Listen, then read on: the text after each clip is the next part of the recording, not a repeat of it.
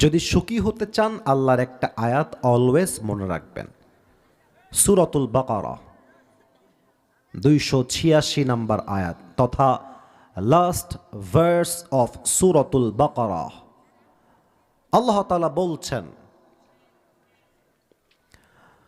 লা ইউকাল্লিফুল্লাহু নাফসান ইল্লা উসআহা। Allah doesn't test anybody beyond their power, beyond their strength. আল্লাহ বলছেন, আমি কখনো আমার কোনো বান্দাকে তার সাধ্যের বাহিরে কোনো বোঝা কষ্ট চাপিয়ে দেই না। তাও তো সুবহানাল্লাহ পড়তে পারলেন না আপনারা। মানে আপনি যে কষ্ট সহ্য করতে পারবেন, আপনার বুকে যেই পরিমাণ পাটা আছে, যেই পরিমাণ হিম্মত আছে, যে পরিমাণ কলিজা আছে, ওই কষ্ট আল্লাহ আপনাকে দিয়েছে। আল্লাহ বলছে, বান্দা যত কষ্ট আসুক ভেঙে পড়িস না, তুই সহ্য করতে পারবি বিধায় আমি আল্লাহ তোকে এই কষ্ট দিয়ে পরীক্ষা করছি। তাও তো সুবহানাল্লাহ নাই সবার। শেষ দোয়া, এরপরে আমি কোরআনে ঢুকে যাব।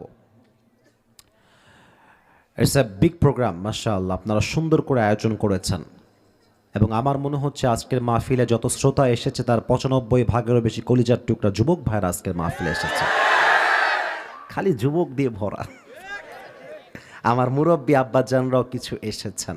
আমি একটা দোয়া করে দেই, আপনারা শুধু দিল থেকে আমিন বললেই আমি খুশি হব। দোয়াটা হচ্ছে এই রকম, আজকের এই মাহফিলে আমরা যারা আসতে পেরেছি, বসতে পেরেছি এবং আমাদেরকে বসার জন্য যারা সুযোগ করে দিয়েছে আমার কমিটির ভাইয়েরা, যুব সমাজ আজকে আয়োজন করেছে, যারা এই প্রোগ্রামকে বাস্তবায়ন করবার জন্য 1 টাকা হলেও সহযোগিতার হাত বাড়িয়ে দিয়েছে, আল্লাহ আমাদের সবাইকে তুমি আজ যেমন এই কোরআনের বাগানে একসাথে বসার তৌফিক দিয়েছ, আল্লাহ রে আমাদের সবাইকে তুমি এই মাহফিলকে ওয়াসিলা করে জান্নাতুল ফেরদাউসেও তুমি একসাথে মেহমান হিসেবে কবুল করে নিও।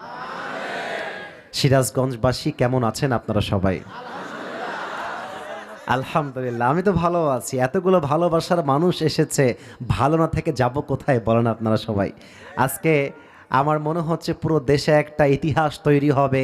সিরাজগঞ্জের মাটি যে ইসলামের ঘাঁটি, এটা আজকে প্রমাণ হয়ে যায় পুরো বাংলাদেশে। আমি কোনো কথা ভূমিকাতে বাড়তি বলতে চাই না, একটা প্রশ্ন করতে চাই, প্রশ্নের উত্তর আমি নিজে দিতে চাই, তারপরে একটা নির্দিষ্ট বিষয়ে আমি শেষ পর্যন্ত আলোচনা করতে চাই। প্রথমত উত্তরটা আপনারা দিবেন, এক বাক্যে উত্তর দিবেন। এই সিরাজগঞ্জের তাড়াশের ভাইয়েরা, আব্বা জানেরা, আমার যে মায়েরা বোনেরা আমাকে শুনছেন, আপনারা নীরবে উত্তর দিবেন মাথা ঝুঁকিয়ে, তাহলেই হবে। আর উত্তর জোরে দিবেন আপনারা সবাই। জীবনে কি সুখী হতে চান আপনারা সবাই? তো এটা কোনো আওয়াজ হইল মিয়া? জোরে বলেন, সবাই চাই নাকি চাই না? আচ্ছা, আমার ডান হাতটা দেখেন তো, এই যে মনের যে জ্বালাটা আছে, খালি কষ্ট লাগে, আঘাত লাগে, মাঝে মাঝে হাই হুতাশ লাগে, বউ নাই, এই নাই, সেই নাই, অনেক জ্বালা। এই মনের কষ্ট কি দূর করতে আমরা সবাই চাই নাকি চাই না? আচ্ছা, শেষ কথা। এই বামে তোমরা কথা বলছো মাঝে মাঝে, ইটস মেকিং নয়েজ। না, এটা করা যাবে না। তোমাদের আওয়াজে মানুষের কষ্ট হবে, কিয়ামতের দিন জবাব দিতে হবে তোমাদেরকে। আওয়াজ করো না। শেষভাবে প্রশ্ন করছি, আল্লাহর কাছে প্রিয় বান্দা আমরা হতে চাই নাকি চাই না? আমি ভূমিকায় কয়েকটা কথা বলছি, এই কথাগুলো আপনাদের কলিজার ভেতরে যে কষ্টগুলো জমে আছে, আমি তো গ্যারান্টি দিতে পারবো না, তবে এতটুকু বলতে পারবো, আজকে কষ্ট আপনার 90% দূর হয়ে যাবে। সুবহানাল্লাহ পড়েন সবাই। কারণ আমি যা বলবো, এটা আমার বাপের কথা নয়, আমার নানার কথা নয়, দাদার কথা নয়, কথাটা হচ্ছে এক সত্তার। তিনি কে? কথা হবে একটা কিতাব থেকে। কিতাবটার নাম কি? আচ্ছা, আল্লামা ইকবাল একটা মারাত্মক কবিতা লিখেছেন তার উর্দু ভাষায়। আমার মনে পড়ে গেল আজকে কবিতাটা, তাই কোট করে ফেলছি। উর্দু বললে যে বোঝা যাবে না, ব্যাপারটা এরকম নয়। আমার যুবক ভাইয়েরা বাংলা বোঝে, ইংরেজি বোঝে, ওরা উর্দুও বোঝে, হিন্দিও বোঝে।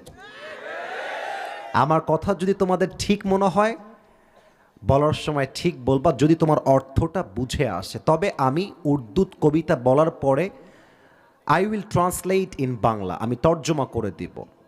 আল্লামা ইকবাল এই আয়াতকে ঘিরে লিখেছেন, अल्लाह कभी बंदा पर ऐसा बोझ नहीं डालता जो उससे संभाला ना जाए।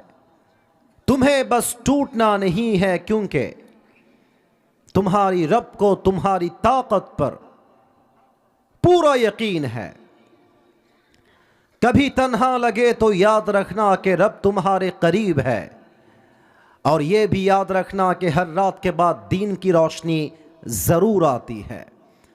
बस सबर का दामन थाम के रखो, यही तुम्हारे सबसे बड़ी ताकत है।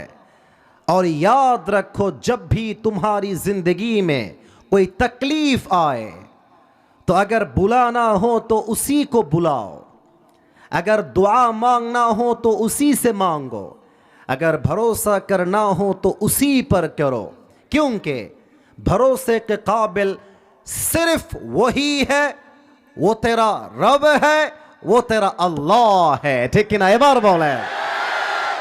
আল্লামা ইকবাল লিখেছেন, আল্লাহ কখনো বান্দাকে তার সাধ্যের বাহিরে কোনো বোঝা চাপিয়ে দেয় না। অতএব সুখে দুঃখে বলবা, আল্লাহ তুমি আমার সাথে ছিলা, তুমি আছো, তুমি থাকবা।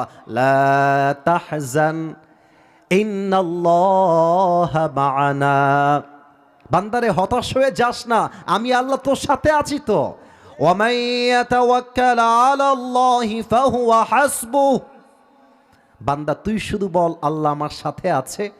সুবহানাল্লাহ। কেউ আসতে পড়বেন না, আমি আগে আয়াতের তর্জমাটা বলি। আল্লাহ বলছে তুই বল আল্লাহ আমার জন্য আছে, তোর কাউকে লাগবে না, আমি আল্লাহ একাই তোর জন্য যথেষ্ট হয়ে যাব।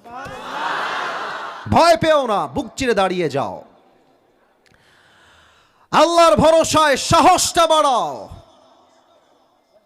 আল্লাহর নামে আগুন জ্বালাও বুকে, সত্যের পথে চলো, সাহস রাখো মুখে, ভয় পেলে চলবে না, রক্তে আগুন ধরাও, আল্লাহর সৈনিক তুমি, সেই পতাকা উড়াও। আরে আল্লাহ যখন পাশে কিসের এত ভয়, তাওয়াক্কুল করো, কাছে আসবে বিজয়। মিজানুর রহমান আজহারি হুজুর বলেছিলেন, আধারে ভয় পেও না, আলো আছে আড়ালে, অন্ধকার পালিয়ে যাবে তুমি উঠে দাঁড়ালে।